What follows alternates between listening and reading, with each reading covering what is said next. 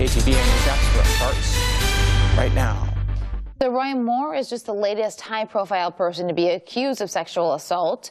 Comedian Louis C.K., actor Kevin Spacey, and producer Harry Weinstein have also been named, not to mention a state senator in Juneau. Let's bring in Lynne. She is the Regional Director of Training and Business Consulting and deals with workplace issues all the time. Thanks for being here with us tonight. I'm glad to be here. So let's get down to the basics. Tell us, what is sexual harassment? Sex harassment is sexual conduct that's not welcome, that's become part of the employee's workplace. Either it's a hostile, intimidating environment that makes it very hard for them to work, or it's quid pro quo, which is this for that, in between a supervisor and an employee, where the employee feels that he or she has to put up with it or potentially lose a job or a job opportunity. So a lot of the people that I mentioned before, Louis C.K., Kevin Spacey, the alleged victims are coming forward now. It was years after they said this abuse happened. Why not come forward before now? At the time, most people aren't sure what the process will do, whether it'll eat them up and spit them out. They fear retaliation. And as many people have said about Weinstein, Weinstein had all the power. They either wanted that career and put up with it or not. But when you know the deck's stacked against you, you don't go forward. So what can people who are accused of sexual abuse or harassment do to defend themselves? Well, it's easy to defend if you didn't do it, because it takes a preponderance of evidence to convince a jury that you did something. But if you did something, then you have to take a look at what you did and how to make amends. A graceful apology, which is not what we've been hearing, would be a whole lot better than, gee, it was a matter of the time, or everybody did it, or I thought she wanted it.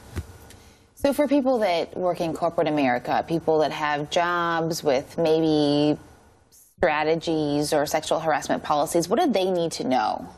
They need to know that they can come forward, and that in general, if they're not getting justice met within their company, there are state and local and federal avenues that they can pursue. So with this whole Me Too campaign, a lot of people are coming forward. What do you think is the lesson, or what should people learn or do coming out of this campaign? I think it's stunning how pervasive sex harassment has been. And I think what's happening is that we are learning that people never put it to bed. They never felt at ease with what had happened to them. So they're quite grateful to come forward, or maybe not grateful, but they feel a sense of completion or victory in saying, me too, this is what happened, and this is what needs to change. So a lot of this stuff, Me Too, has happened in the past, though. Do you think that sexual harassment is more prevalent today than it was 30 years ago, or are we just hearing stories that happened in the past? I get at least 3 or 4 calls a month in terms of somebody being sexually harassed. And Alaska and Anchorage isn't that huge that that one person should get 3 or 4 calls a month. So you think it's still happening? I know it's still happening. And what should those people, the first thing that they should do? I think they should go to either the senior manager in their organization or their HR officer.